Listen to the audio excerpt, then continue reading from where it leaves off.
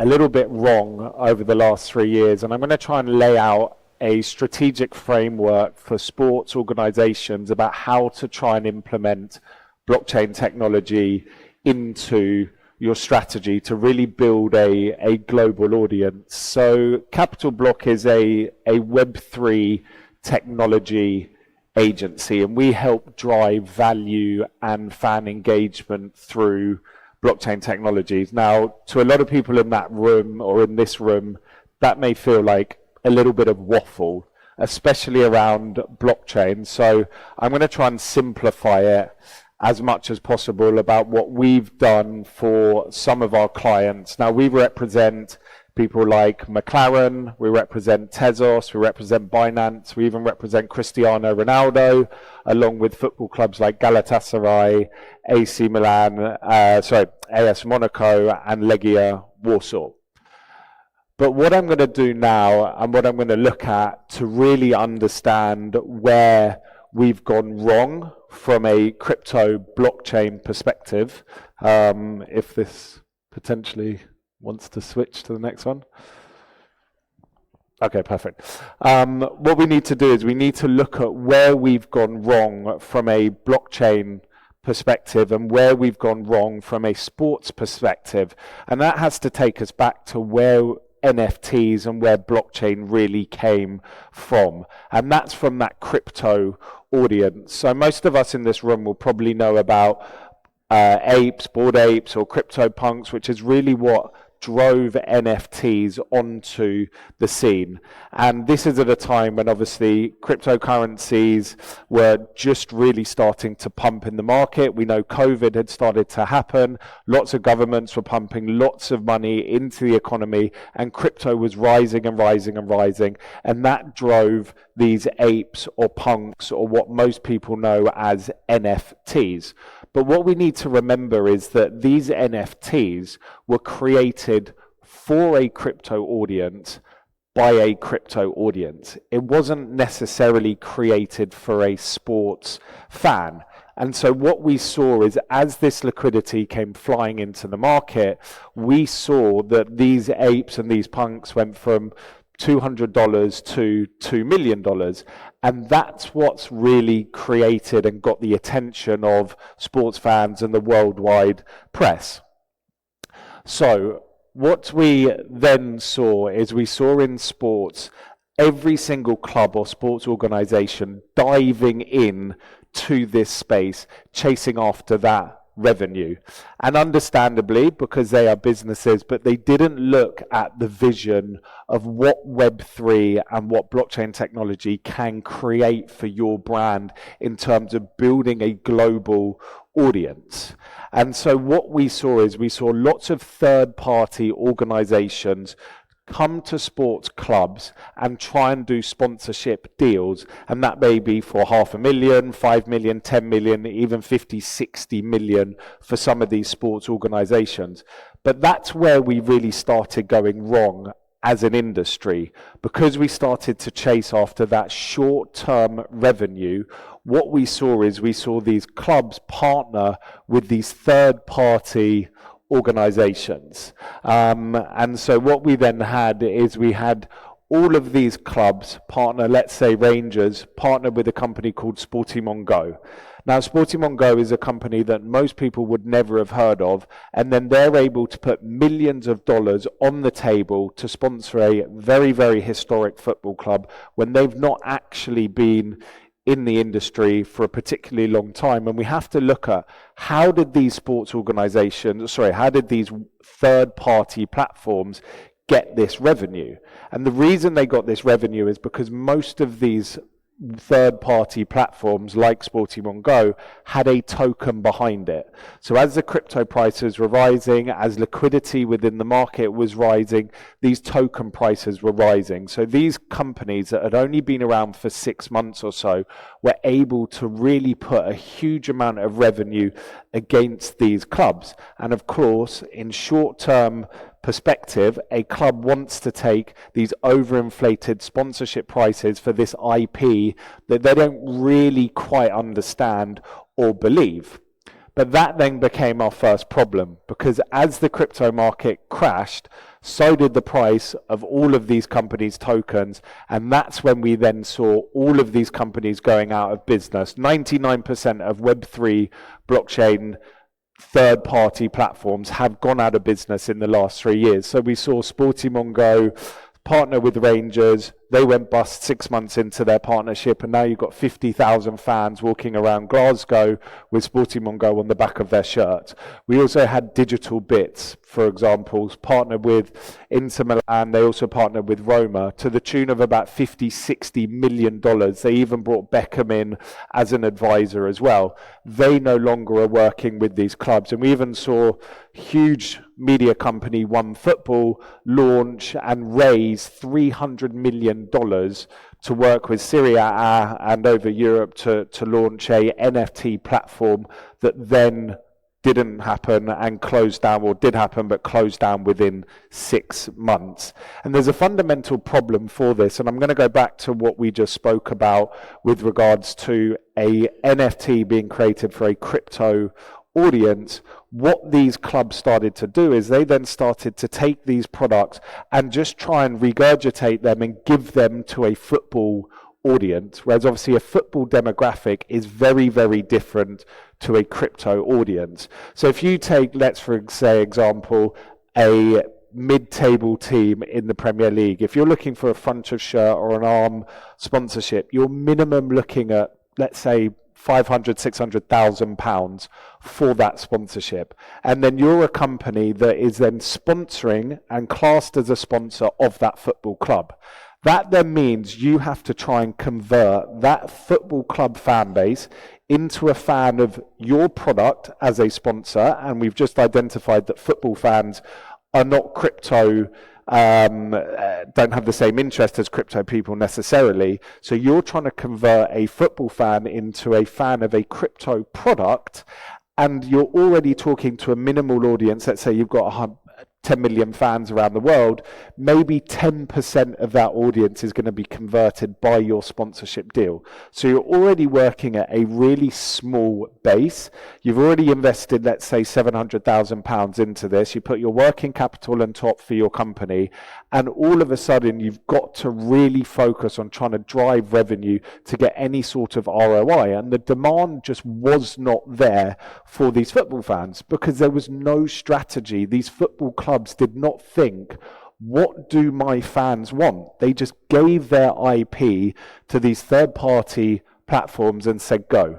And that was a fundamental problem because the one focus was for these third-party platforms was all about driving their token price. So the one thing that we needed to look at and is going back and is saying football clubs have to control their IP when we come to a blockchain concept or a Web3 concept. So holding on to your IP when you look at this strategy is key for any sports organization or any federation. So how do we then create a strategy around this? Well, the first thing that we need to do is we need to look at the audience and we need to build this for the audience. When we look at growing and emerging markets all over the world in the space of sports, the Gen Z audience that these blockchain products are very much tailored to, they're changing. They're not as loyal, they're not as engaged as more traditional older fans are. So they're able to jump around the world in terms of where they want to support and who they want to support. You need to create products that are built on that. The same way that social media, when it first was created, there was a lot of uncertainty around that. Just because you do one blockchain product or one digital collectible product doesn't mean overnight you're going to have huge success. It's like doing one post on social media and then going, why haven't I got 1 million followers right now? It takes time. And secondly, you have to create strategy. You have to build a team around it. Pretty much every single sports organization, federation has a social media team. And you need to build that from a blockchain perspective as well.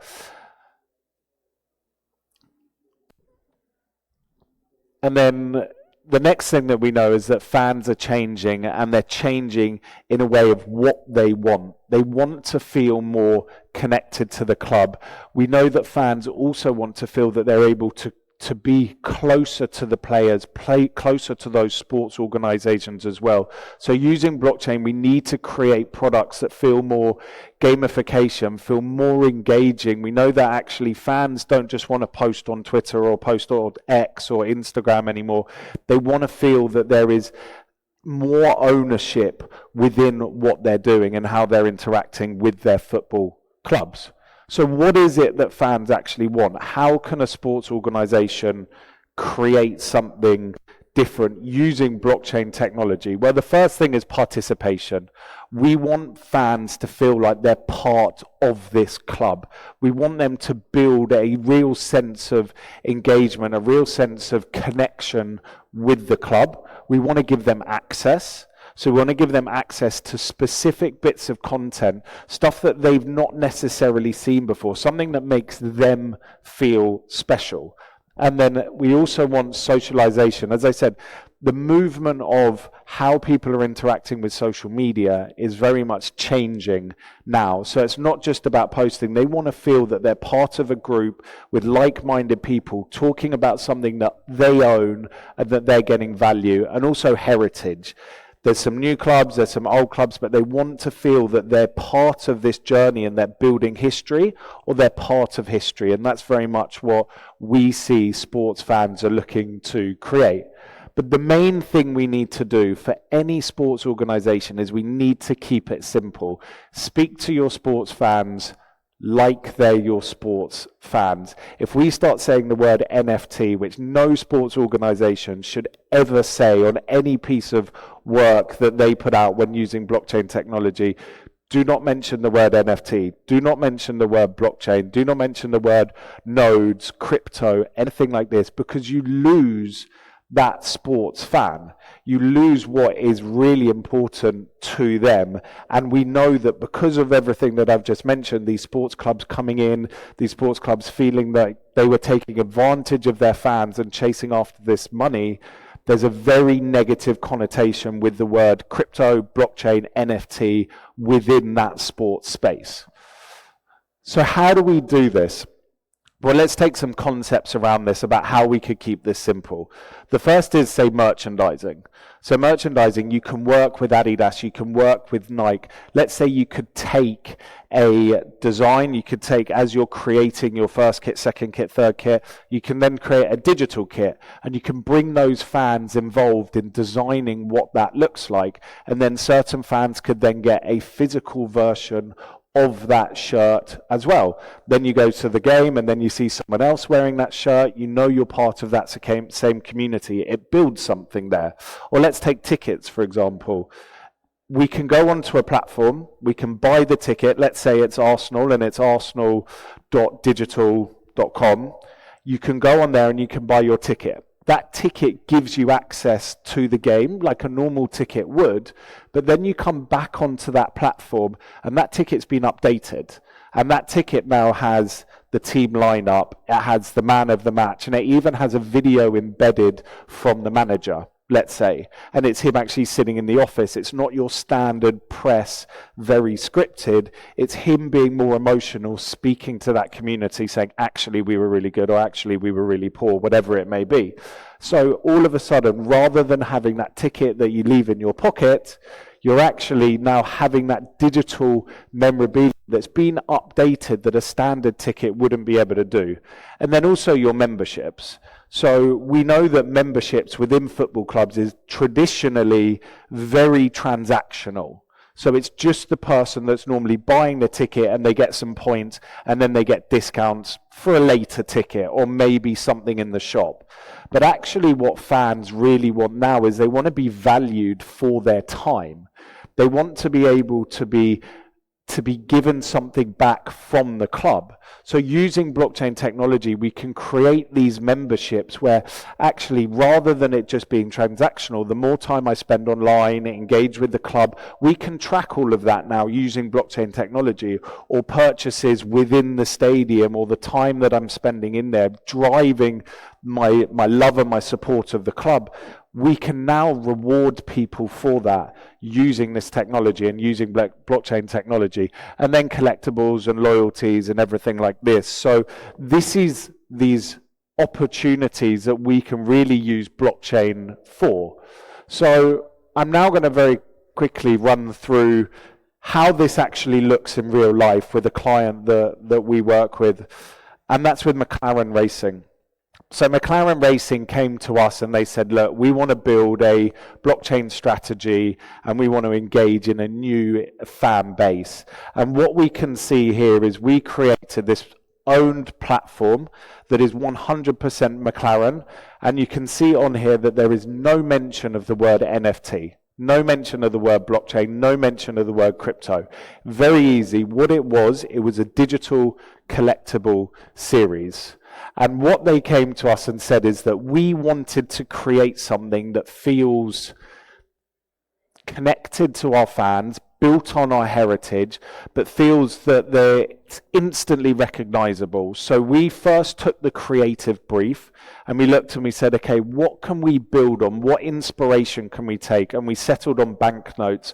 Banknotes are obviously very recognizable around the world, and we wanted to create this sense of worth through the image. So we looked at these as inspiration, and then we looked at some of the other designs that we know have been famous within Formula One. I think we look back to kind of Marlboro Red cigarettes and Ferrari, those very, very iconic images.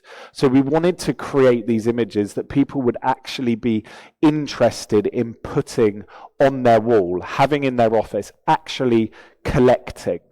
So we created a campaign called 23 of 23. Luckily, we were very fortunate that we had 23 races in the year 2023.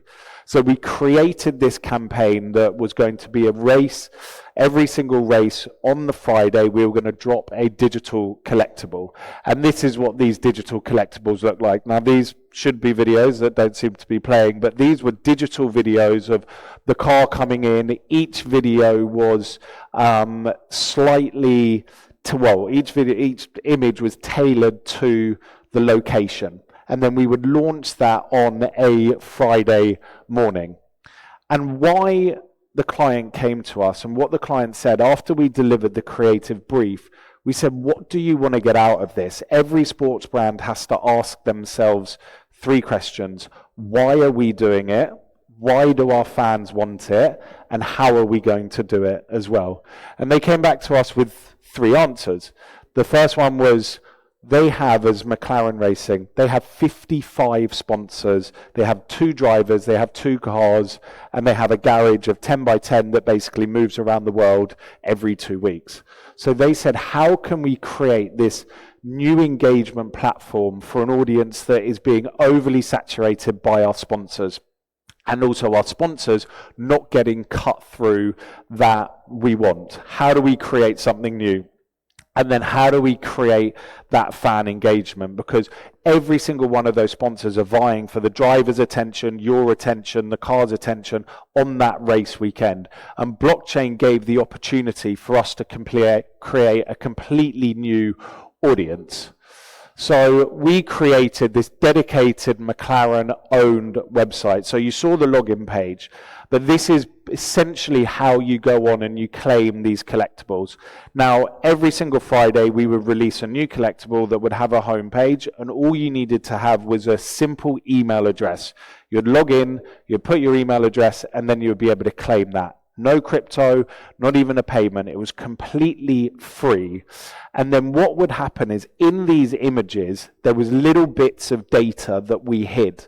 And then we encouraged those fans to come onto Discord every Friday morning before the race, and then be able to speak directly with the garage of McLaren, discussing what that data was that we'd hidden in these images. And this was live data data from a previous race. And as a Formula One fan, this created a huge amount of hype. And we were averaging about 600,000 people coming into Discord to then be able to speak directly with the McLaren garage. And it created this unbelievable excitement, this fan engagement, and this element that McLaren had never been able to create before.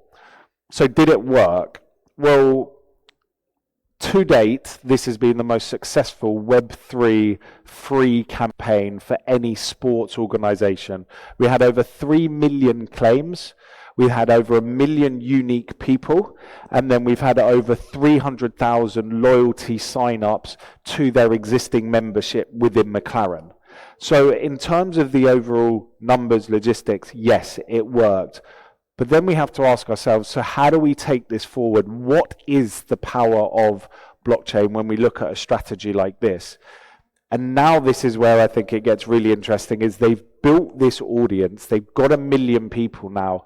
Now they can start engaging with their sponsors. They've now got a platform that they know people are coming to. They've now got a Discord channel which every sports club should be embedding. They've now got an opportunity to speak directly to these people that are not being bombarded with advertising, that are hyper engaged.